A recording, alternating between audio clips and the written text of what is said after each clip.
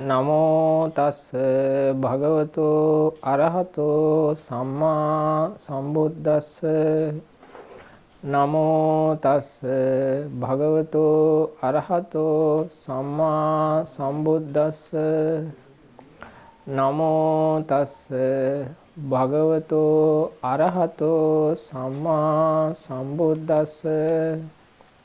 I pay my homage to that fortunate one, the worthy one, the perfectly self-enlightened one.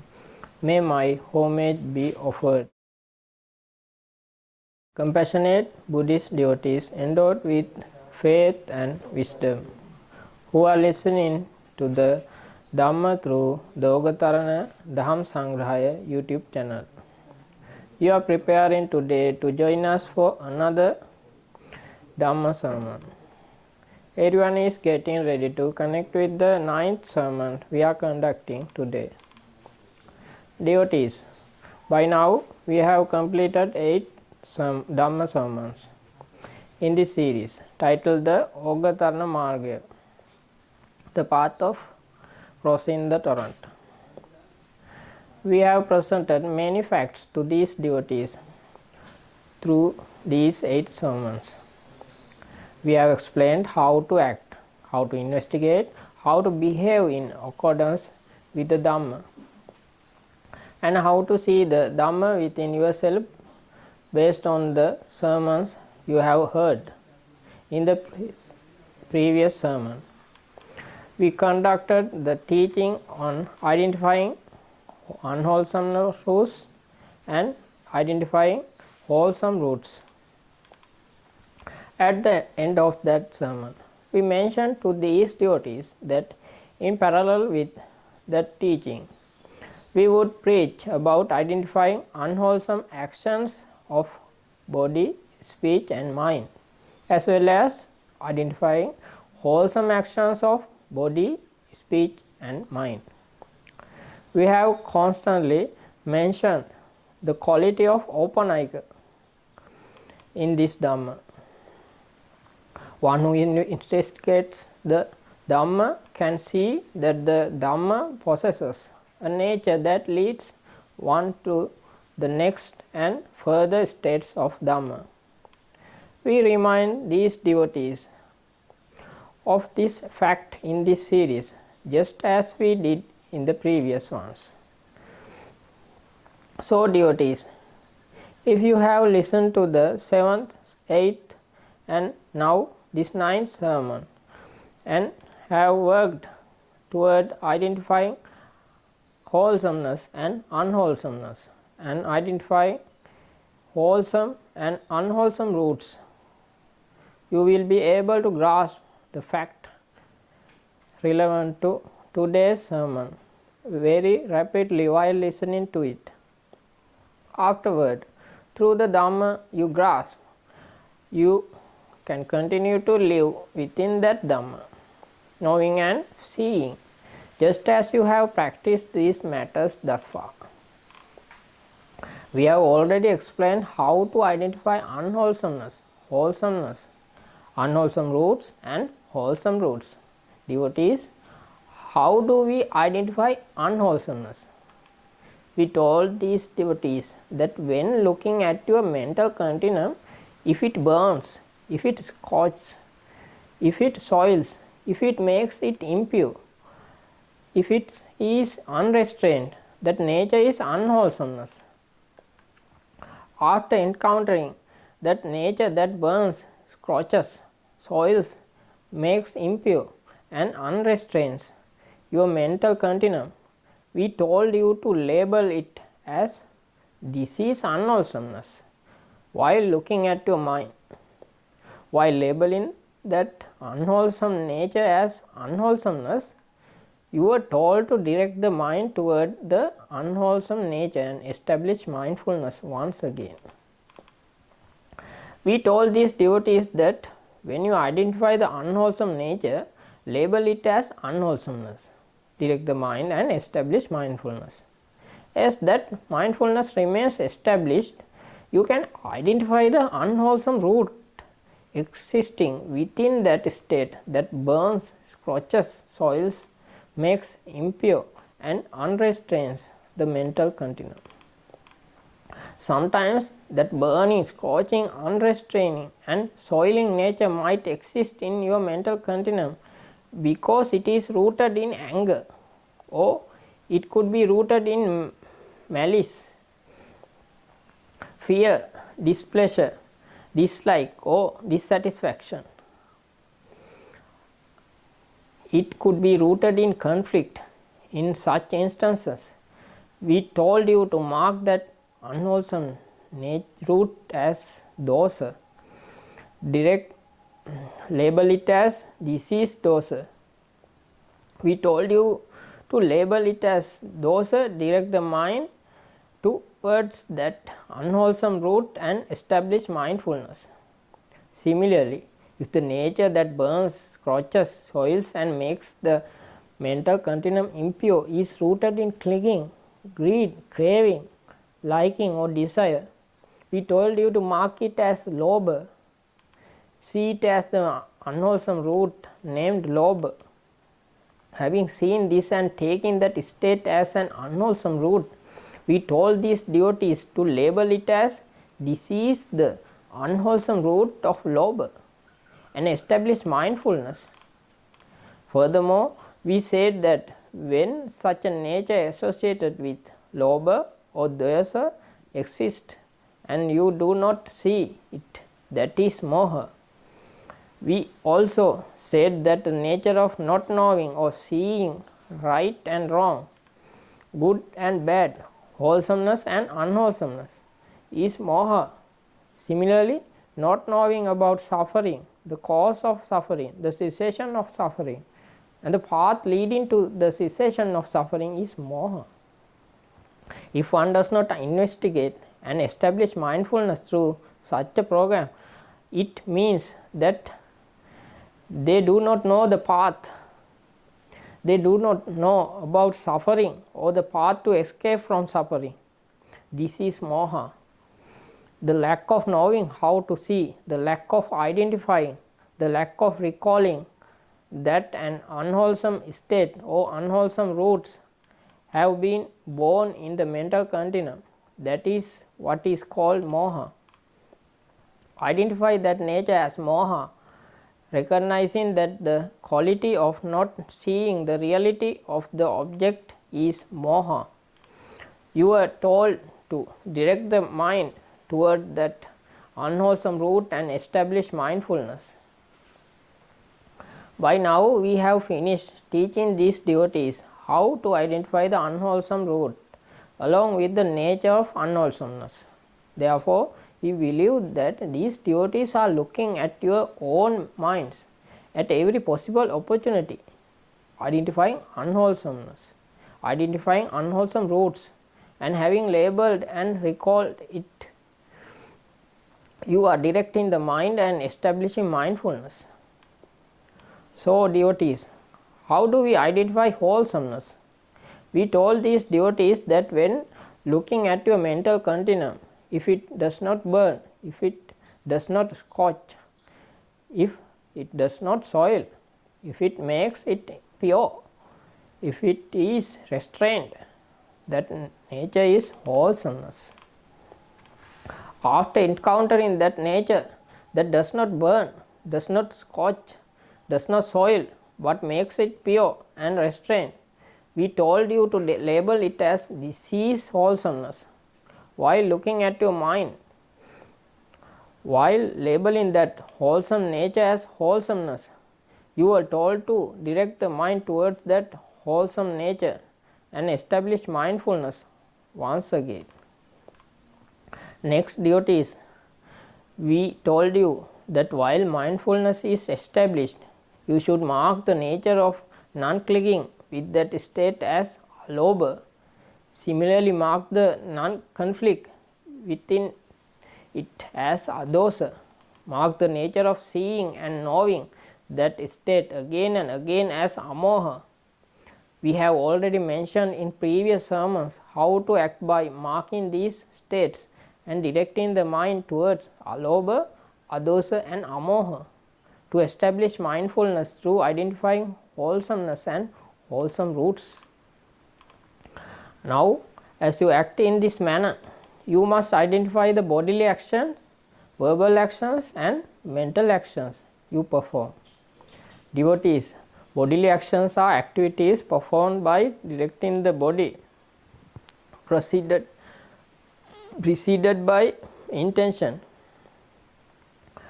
Verbal actions are the speaking of words performed by directing speech, preceded by intention. Similarly, we call the states of thinking, reflecting and organizing within the mind, preceded by intention, mental actions. Devotees, these bodily, verbal and mental actions performance with intention are divided into two parts: unwholesome actions of body, speech and mind, and wholesome actions of body, speech and mind. Unwholesome actions of body, speech and mind are those performed with intention alongside the unwholesome roots of lobha, dosa and moha.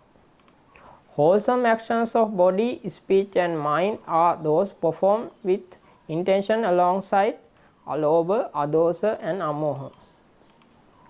So, devotees, let us now discuss further how to see unwholesome actions of body, speech and mind within yourself, and how to identify and see wholesome actions of body, speech and mind within yourself. Let us understand how to investigate these matters. Devotees, by now you have the ability to look at your mental continuum and identify this is unwholesomeness and these are unwholesome roots.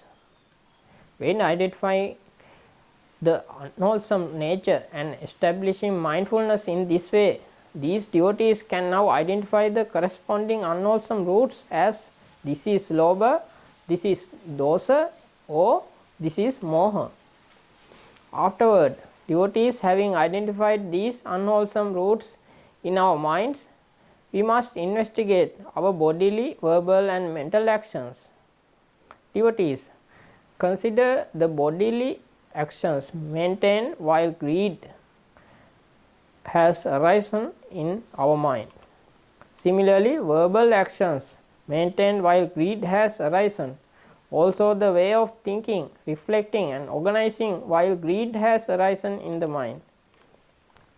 Similarly, devotees, just like greed, one must be able to identify bodily actions performed while anger has arisen in the mind. Also, verbal actions performed while anger has arisen, and mental actions performed while anger has arisen. Devotees, just like greed and anger, one must be able to identify bodily actions performed while delusion has arisen in the mind.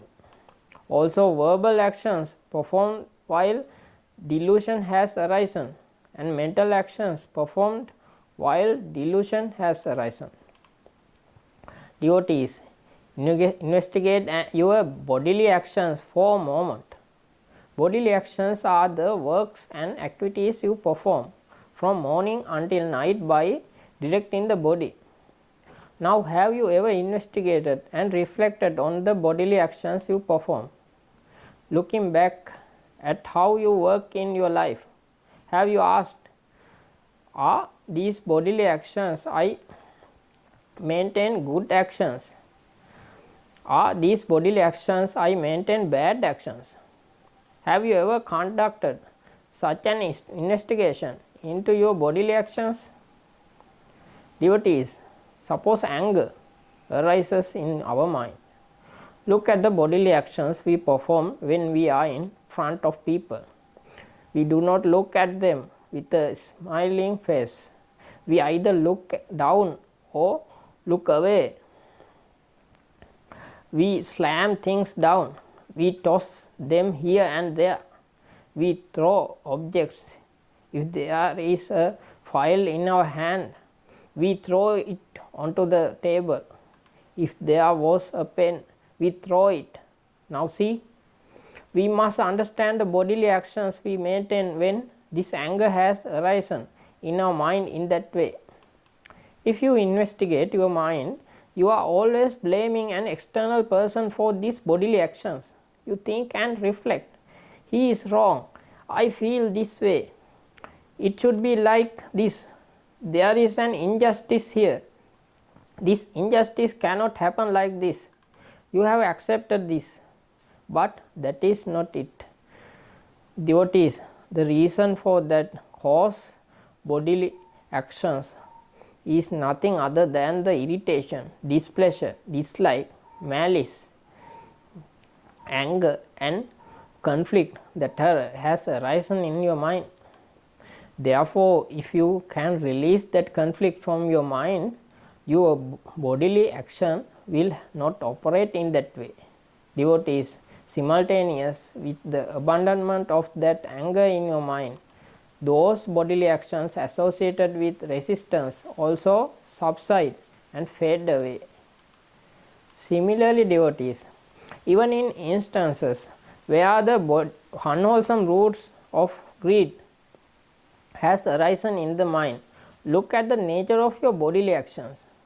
When this unwholesome root of greed exists in our mind, we always act to hide things, to reduce everything for others, to accumulate everything, to increase the pile of mine and to make things beautiful.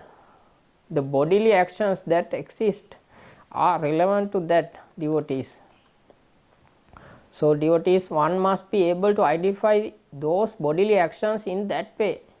For all this time, you had not identified your mental state and investigated your bodily actions in that way alongside that mental state. Similarly, you had not identified and seen the bodily actions you perform rooted in greed and anger, doing things without such identification and sight in places where there is no such understanding, that is moha. Devotees, that means what are we doing? How are these things being done?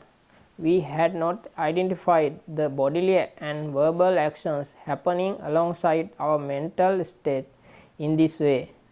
Furthermore, devotees, look at the mental actions, the things we think, reflect and plan alongside the unwholesome roots of greed, anger and delusion.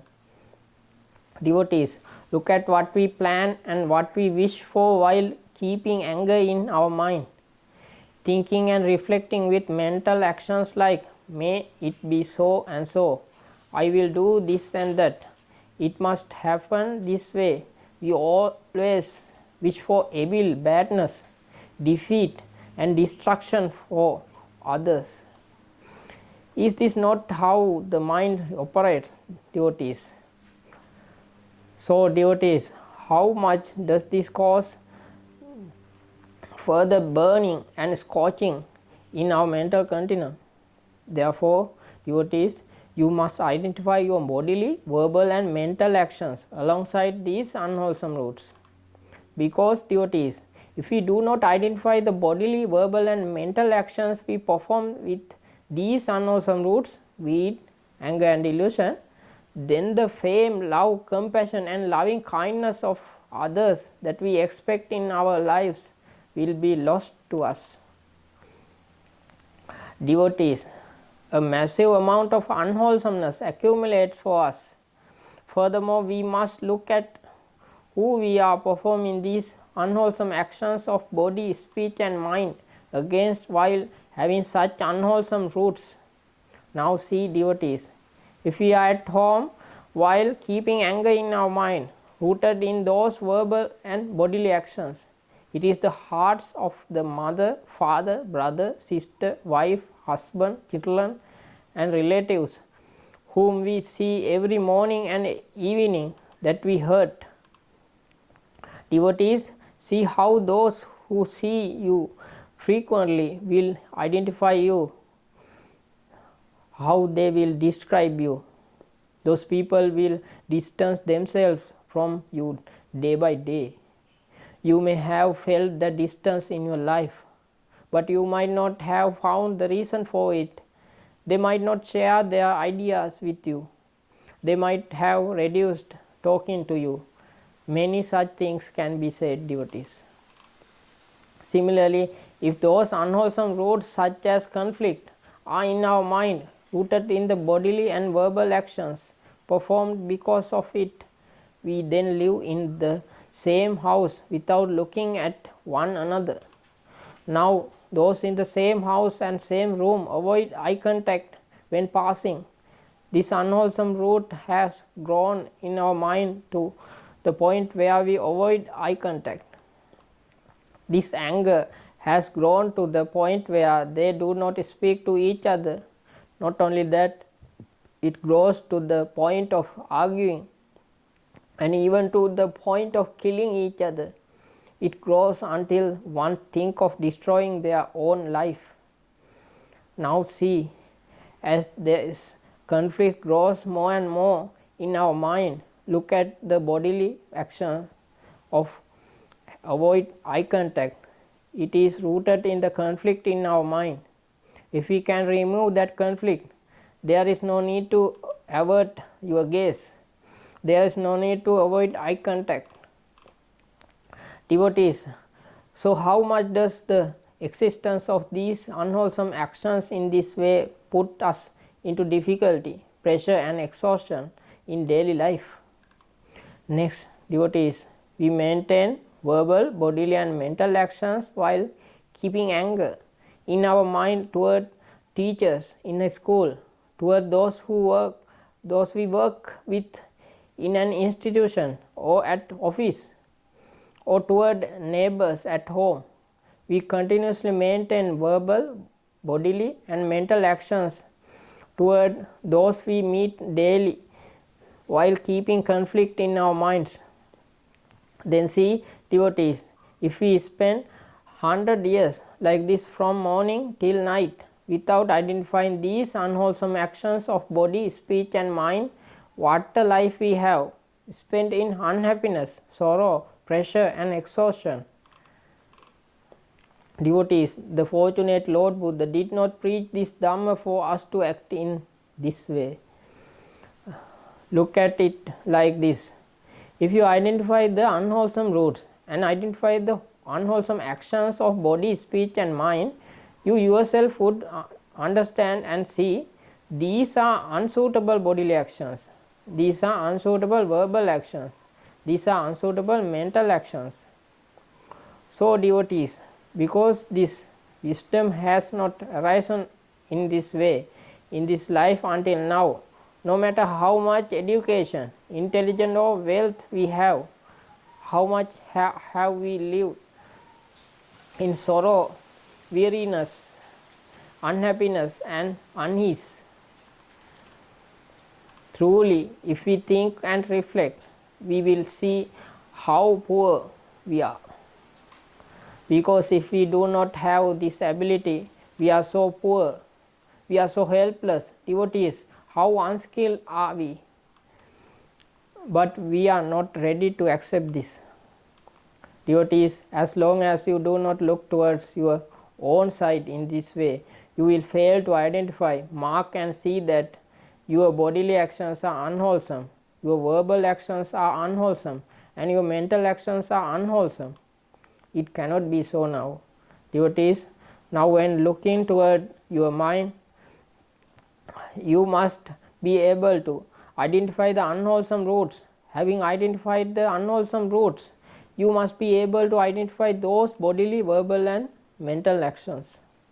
Having identified them, what do you do now?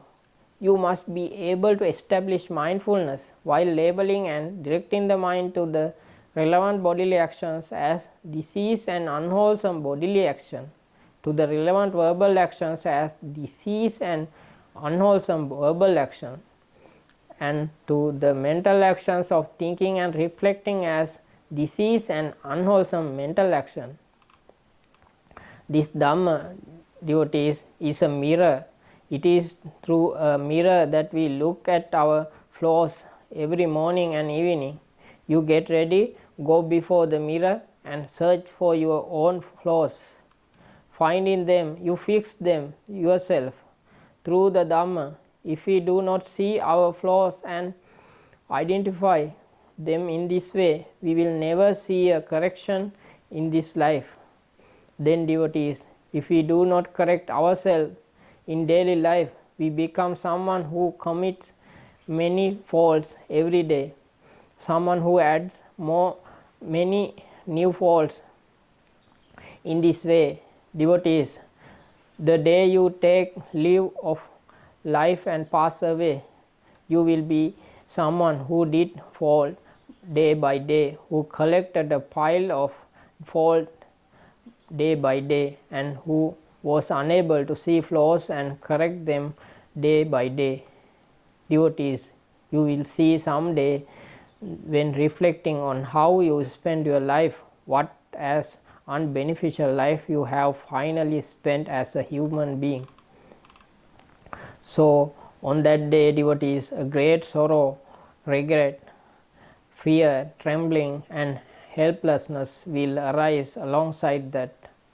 So in that way, you identify unwholesome roots. Alongside those unwholesome roots, you identify bodily, verbal and mental actions.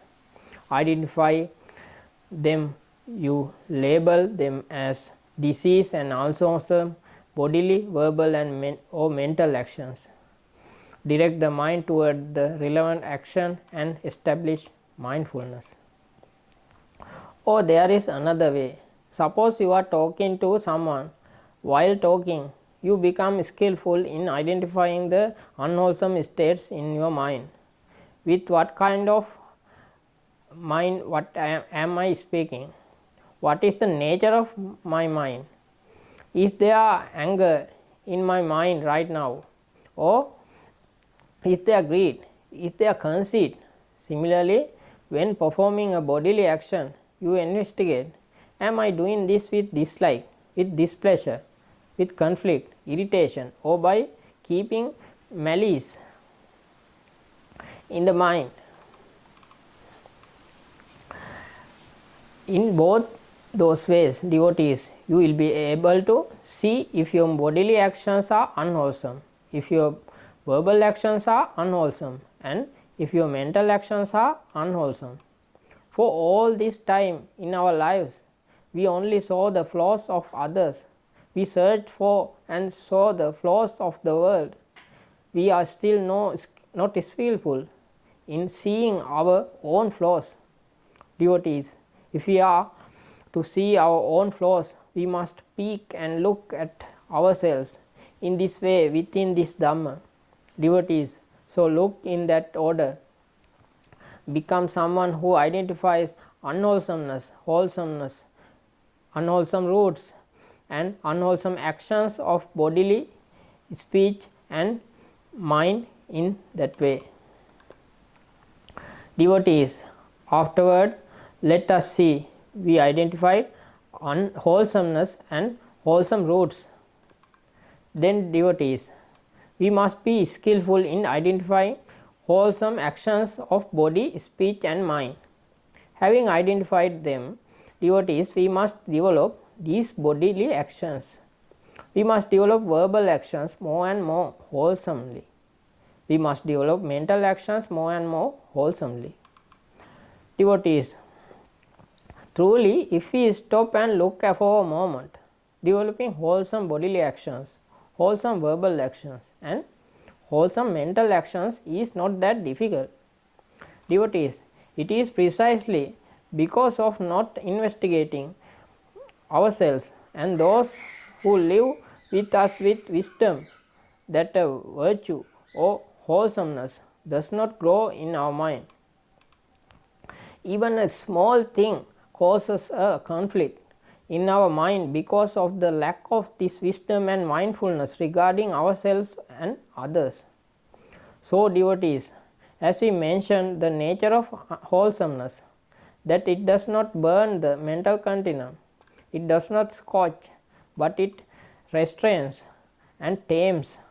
Alongside these states, we can identify the wholesome roots of lobha, alobha, adosa and amoha. Once identified, we must develop wholesome actions of body, speech and mind associated with alobha, adhasa and amoha. Now these devotees worship your mother and father, give alms and observe precepts. Similarly, you perform various acts of worship, service and offerings. Look at those moments. Your mental continuum does not burn, it does not scorch, it does not soil. Then there is no conflict in the mind, there is adhasa. Similarly, there is no greed, there is alobha. Also there is a good conviction in karma and its results, and a good wisdom regarding the knowledge of this world and the next. This is amoha. Alongside those, you must look well at your bodily actions. You must see those bodily actions. Seeing them, you must label those bodily actions as wholesome. You must label them as and establish mindfulness. Similarly, with those wholesome roots, you talk to your mother, father and the monks. You talk to teachers. While talking, you have loving kindness towards them. Devotees, there is no conflict. Also, it is not about deceiving them to get something from them. Devotees, the very intention in your mind is to help and support them. That is the nature of alobha.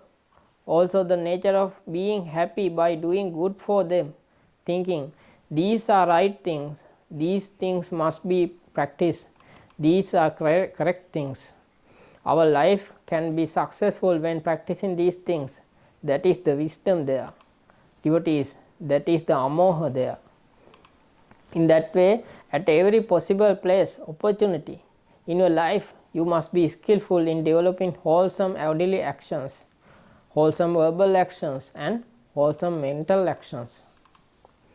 Mano pubbangama dhamma mano setta manomaya manasache pasannena bahasati va karoti va tatonan sukha manveti chayava anapayini. Mental phenomena are preceded by the mind, have the mind as their master, are made by the mind. If one speaks or acts with a pure mind, happiness follows him like a shadow that never leaves. We must begin to perform bodily and verbal actions by always clearing the mind and protecting its pleasantness, because those things are taken not only to this world but also to the next. They are connected to the journey of samsara. Do we have such wisdom frequently in the places where we maintain our bodily, verbal and mental actions? Look at see if such an intent has ever arisen in our lives until now.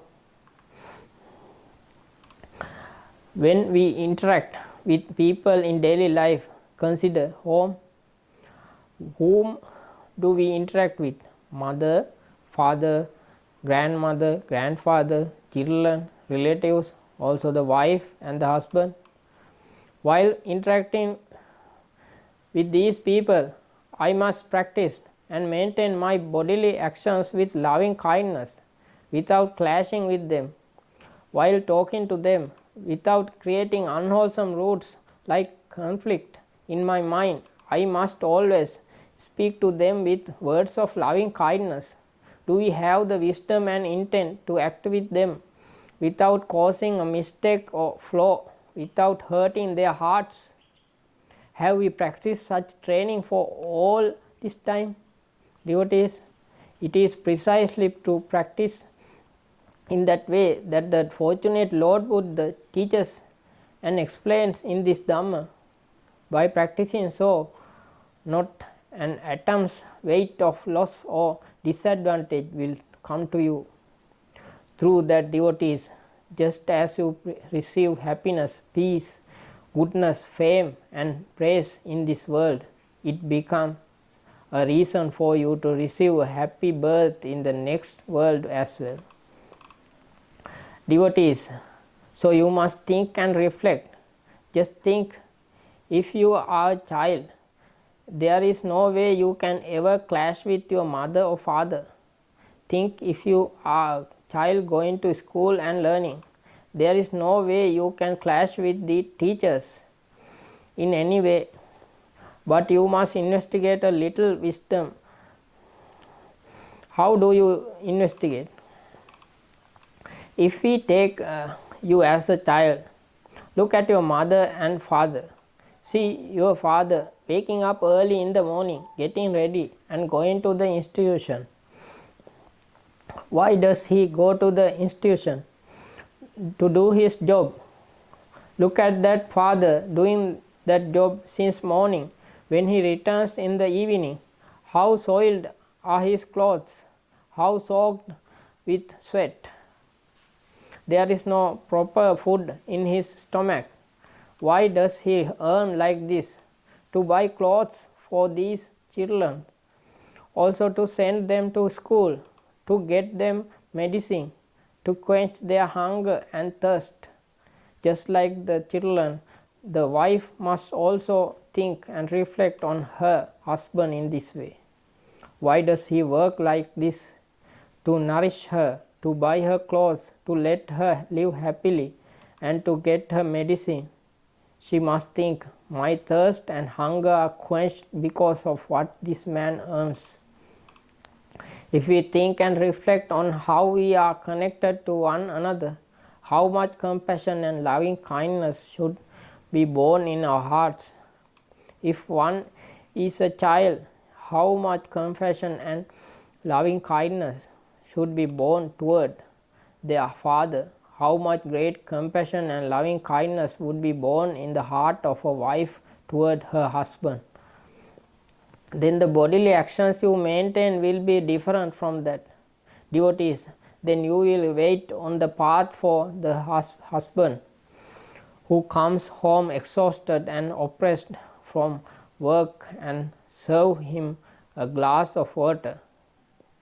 When the father who comes home so tired arrives, you go to the door, go to the gate and welcome him with a smiling face. You wait for him to come. See, do children do this today? Children do not know how much their mother and father suffer because of them. So, devotees, why can't we change those bodily actions like that?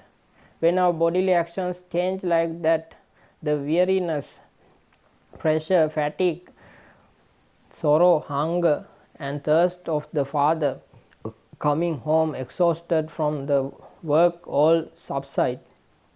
We only need to change our bodily actions slightly. Devotees, when we produce compassion and loving kindness in our minds and change those bodily actions in that way, see how much we improve and correct our bodily actions in life. If we do not correct our bodily actions in this way, we finish spending our lives with that defects.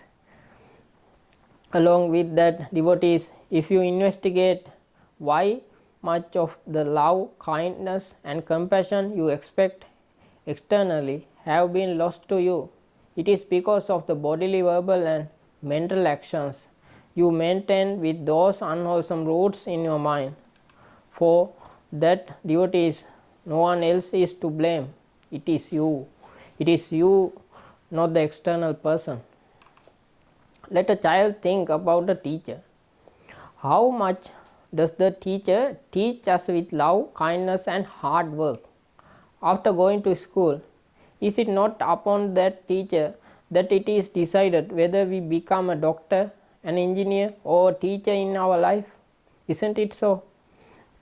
It is this teacher who shapes our entire future. If a child investigated the services provided by the teacher with wisdom in this way, such a child could not shout in front of teachers. Devotees, they could not be disobedient or stubborn. They could not remain without listening to what is said. They could not exhaust the teachers to learn without hurting the teacher's heart. One must have thought and reflected in that way. We lack this investigation with wisdom. Because we lack this investigation with wisdom, compassion is not born in our hearts. Loving kindness is not born. Alobha is not born. Similarly, amoha is not born. Devotees, without those being born, our bodily actions do not become wholesome. Verbal actions do not become wholesome. Mental actions do not become wholesome. Next, devotees, just think about a mother. See who wakes up before everyone else in the house. It is the mother who wakes up. Why does this mother wake up? The mother woke up early in the morning thinking, I must prepare a meal before my children, my husband, my mother and father, and my grandmother and grandfather who went to sleep wake up. That mother woke up early to fill their hunger. She woke up early thinking, I must prepare the rice and tea before they go to school or to work. See, devotees, no matter what illness or difficulties she has, without leaving us hungry for even one day, how this mother wakes up early throughout her life, goes to the stove and keeps the pot of rice on the fire. Why can't we see these things? Why don't these appear to our eyes? Can't we think about who she does this for? While thinking and reflecting like this, see that it is the mother who goes to sleep last at night after clearing and washing all the pots and plates, preparing for the next day. Can't we think of these things? If one thinks like this, that she washes our clothes, sweeps the house, cleans the garden, and brings food and drink to the house, a husband can never produce an unwholesome thought towards his wife and maintain unwholesome actions of body, speech, or mind. A mother can never clash with her daughter or daughter-in-law. Devotees, a child can never clash with their mother. Relatives cannot clash with relatives, devotees. Similarly, if one is a head of an institution, he or she cannot clash with employees, devotees. Problems arise without keeping conflict in the mind by talking openly and performing bodily, verbal and mental actions wholesomely. We can correct the problem and move forward in our lives, devotees. If we understand the dharma as the Lord Buddha preached and maintain bodily, verbal and mental actions wholesomely with wholesome roots, there are no conflicts in this world, devotees. There are no conflicts in families, no conflicts in the village, no conflicts in the institutions, no conflict in the world. There is no way for conflicts to arise anywhere, devotees. So whose fault is it that these conflicts arise? It is one's own fault. What is the fault? These conflicts are created because unwholesome roots are born in one's mind, and being unable to see those unwholesome roots, one performs bodily, verbal and mental actions. Through the creation of these conflicts, we fall into sorrow, pressure and exhaustion in this very life. Furthermore, for the next life, devotees, this is how we prepare the journey to the four hells. One unwholesome word towards virtuous and good people is enough, devotees. I am reminded of a small story at this moment. I must tell that story. The Dutiya Sutta that is found in the Sahagata Vagga of the Sanyutta Nikaya, devotees. At that time, the monk Kokalika approached the fortunate Lord Buddha. Having approached and worshipped the fortunate Lord Buddha, he sat to one side. Sitting to one side, the monk Kokalika said this to The fortunate Lord Buddha, Venerable Sir Sariputta and Moggallana have evil desires. They are under the sway of evil desires. When this was said, the fortunate Lord Buddha said this to the monk Kokalika. Kokalika, do not say so. Kokalika, do not say so. Kokalika, inspire faith in your mind toward Sariputta and Moggallana. Sariputta and Moggallana are amiable. For the second time, the monk Kokalika said this to the fortunate Lord Buddha. Venerable Sir, the fortunate Lord Buddha indeed has words that should be believed by me. The Lord Buddha has words that should be trusted. Even so, Sariputta and Moggallana have evil desires. They have gone under the sway of evil desires. For the second time, the fortunate Lord Buddha said this to the monk Kokalika. Kokalika, do not say so. Kokalika, do not say so. Kokalika, inspire faith in your mind toward Sariputta and Moggallana. Sariputta and Moggallana are amiable.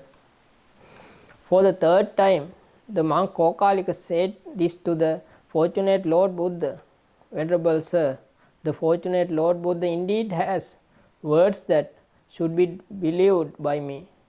The Lord Buddha has words that should be trusted. Even so, Sariputta and Moggallana have evil desires. They have gone under the sway of evil desires. For the third time, the fortunate Lord Buddha said this to the monk Kokalika. Kokalika, do not say so. Kokalika, do not say so.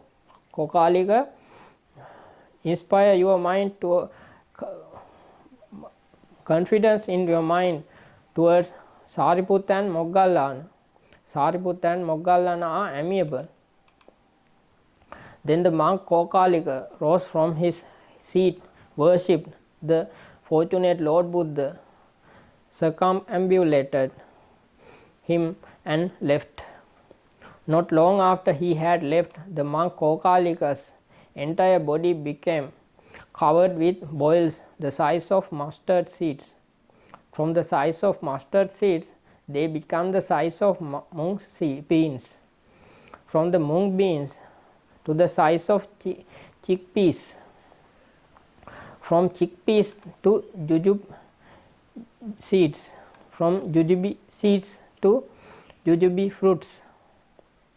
From jujube fruits to the size of gooseberries. From gooseberries to the size of unripe wood apples.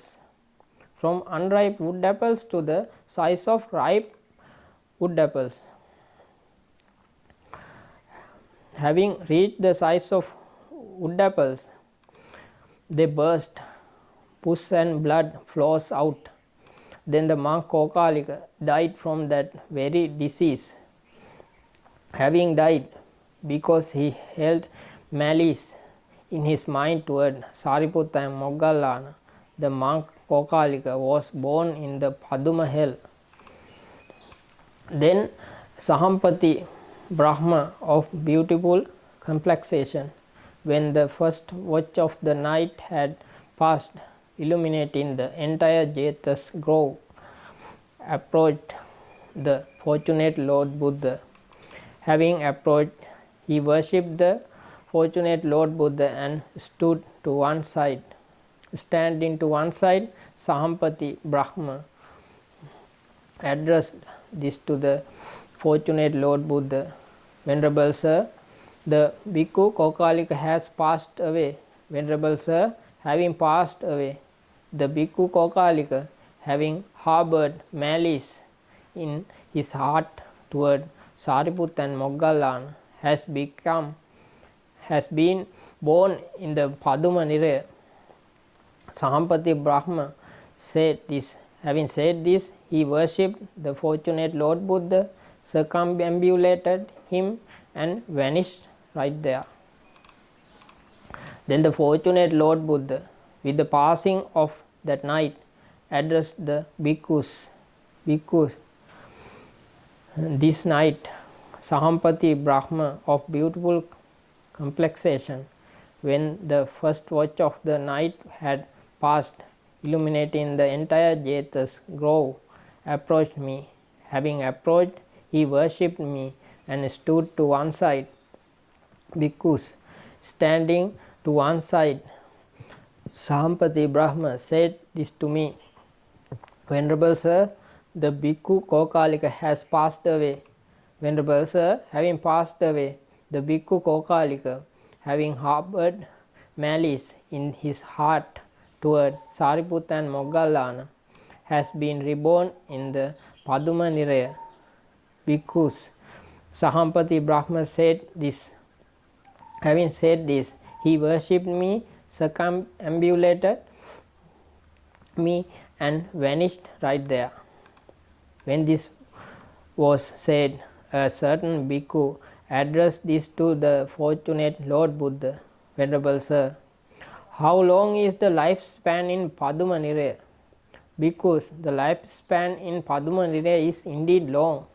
It is not easy to count it as so many years, or so many hundreds of years, or so many hundreds, or so many thousands of years, or so many hundreds of thousands of years. Venerable Sir, is it possible to give a simile? It is possible, Bhikkhu. The fortunate Lord Buddha said. Bhikkhu, suppose there was a Kosalan cartload of 20 karis of sesame seeds, and a man at the end of every 100 years were to take out a single sesame seed. Bhikkhu, that Kosalan cartload of 20 karis of sesame seeds would by this effect be exhausted and come to an end sooner than the lifespan of the Niraya. But the lifespan of one Paduma Niraya would not yet have ended. Bhikkhu, as 20 Abbuddha Nirayas are such in one Nirabbuddha Niraya. Bhikkhu, as 20 Nirabbuddha Niraya are such is one Ababa Niraya. Bhikkhu, as 20 Ababa Nirayas are such is one Atata Niraya. Bhikkhu, as 20 Atata Nirayas are such is one Ahaha Niraya. Bhikkhu, as 20 Ahaha Nirayas are such is one Kumuda Niraya. Bhikkhu, as 20 Kumuda Nirayas are such is one Sogandika Niraya. Bhikkhu, as 20 Sogandika Nirayas are such is one Uppala Niraya. Bhikkhu, as 20 Uppala Nirayas are such is one Pundarika Niraya. Bhikkhu, as 20 Pundarika Nirayas are such is one Paduma Niraya. Bhikkhu, the Bhikkhu Kokalika, having harbored malice in his heart toward Sariputta and Moggallana, has been born in that Paduma Niraya. The fortunate Lord Buddha declared this. The Sugata, the teacher, having declared this, spoke further. When a fool is born, an axe is born within his mouth, with which he cuts himself while speaking ill. He will praises the one who deserves blame, or blames the one who deserves praise, accumulates sin with his mouth. Because of that sin, he finds no happiness. In gambling, the loss of wealth is a very small offense. Even if one loses everything, including oneself, but to harbor corrupted mind toward the noble ones is a much greater offense. The person who really reveals the Aryas, revives the Aryas, having established the base of low words, and mind reaches a niraya where the lifespan is 100,000 Nirabuddhas plus 36 and 5 Abbuddhas. Now look, devotees, at this moment the bhikkhu named Kokalika comes before the fortunate Lord Buddha and mentions this to the fortunate Lord Buddha. He says, both Sariputta and Moggallana are immortal. After that, look, devotees, for the first and second time the fortunate Lord Buddha says out of compassion, Kokalika, do not say that, do not say that. He teaches. At the third time, regarding Sariputta and Moggallana Theros, he mentions they are immoral in the same way. Look, because of the karma he made based on those unwholesome verbal actions, as a result he had to be born in hell in the second life. This is the result of immediate effective karma in this life. It manifested as a result, and all over his body boils the size of mustard seeds, then the mung seed beans, then chickpeas, then jujube seeds, and then jujube fruits, then gooseberries, then unripe wood apple, and then wood apple fruits appeared. Thereafter those the size of wood apples burst, pus and blood flowed out. Then the bhikkhu Kokalika passed away from that very illness. Look, devotees, how the consequences manifested as a result in this life. So, devotees, we do not know that our mothers, fathers and others act with such compassion and loving kindness toward us as virtuous and disciplined people. Devotees, therefore it is not good to speak ill of these people. Sin is committed. Its result follows us in this world and the next. Devotees, look at the story of Ambapali. Because of making a mistake with words. So making a mistake with even one word is not easy. Once said, it cannot be taken back. Devotees, it becomes a cause to be born in hell. Also it becomes a cause to suffer results for a long time. Also, devotees, it becomes a cause to be scolded and blamed wherever one goes.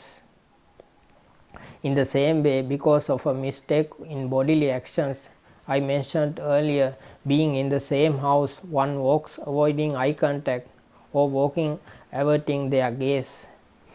In this society, the people who we see with squinted eyes or with a distorted gaze are suffering the result of those things.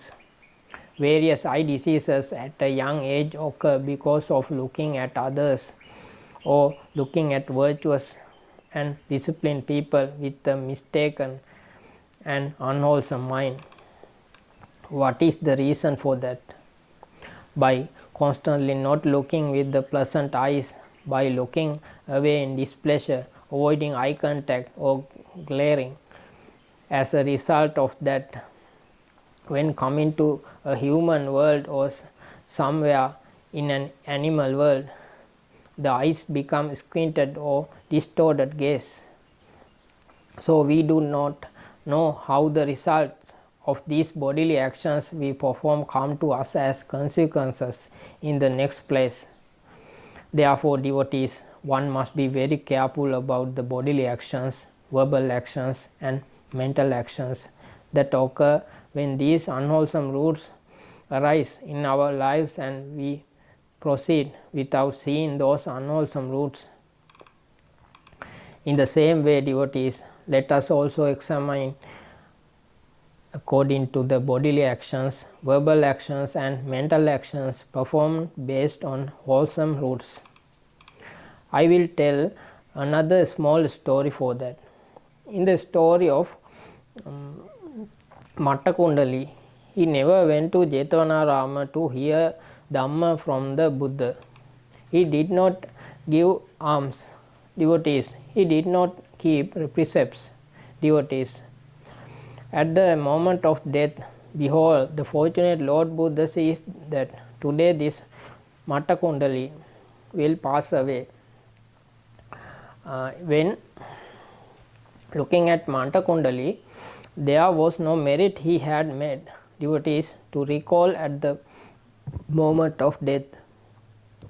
Therefore, there be no bodily actions, verbal actions or mental actions to recall at the moment of death. However, he was someone who had the merit to see Nibbana in this Buddha Sasana. The fortunate Lord Buddha, surrounded by other bhikkhus, walks on arms round to the front of Mata Kundali's house. Devotees, behold, as the Lord Buddha was coming, Mata Kundali was turned towards the wall. At this moment, the fortunate Lord Buddha resolves to emit the 6 colored Buddha rays from his body: blue, yellow, red, white, orange and brilliant.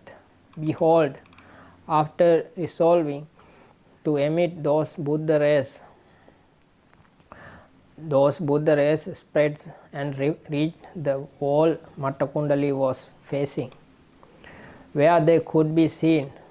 When seeing that, Mata Kundali, while looking to see where these rays were coming from, turns and sees the fortunate Lord Buddha arrived in front of his house, surrounded by the Mahasangha. Mata Kundali thinks, reflects, for so long I did not do a wholesome deed, I did not hear Dhamma, I did not give alms. Now I have no ability to do so, no anything to give. I will put these 2 hands together and worship the fortunate Lord Buddha and the Mahasangha. And with a settled mind, he puts his 2 hands together and worships. In a short while, he passes away. Devotees, he goes and is born in the Deva world as Mata Kundali Devaputta. Look, because of the bodily action done with the wholesome mind by raising those 2 hands once to worship, he was born in the Deva world. He then comes, hears Dhamma and becomes a stream winner. Devotees, therefore such are the results and benefits for these wholesome bodily actions, verbal actions and mental actions. Devotees, if you think about these things, reflect on them and recognize them within your life, you will never maintain unwholesome bodily actions, verbal actions or mental actions. You will maintain wholesome bodily actions, verbal actions and mental actions only. Also, devotees, if you understand this practice for 1 week and become skilled in correcting those bodily actions of yours, on the very first day you start practicing, there are results within this Dhamma based on that bodily action, verbal action and mental action. Devotees, if you expect this change from your home, it will be received from there. If you expect it from the institution, the country, the world or the society, that love, compassion, loving kindness, praise and the leadership, all these things from the very first moment you start to change will be received as immediately effective karma in this life itself. Not only that, while a great ease arises within you physically and mentally, a great skill and wholesomeness will arise within you.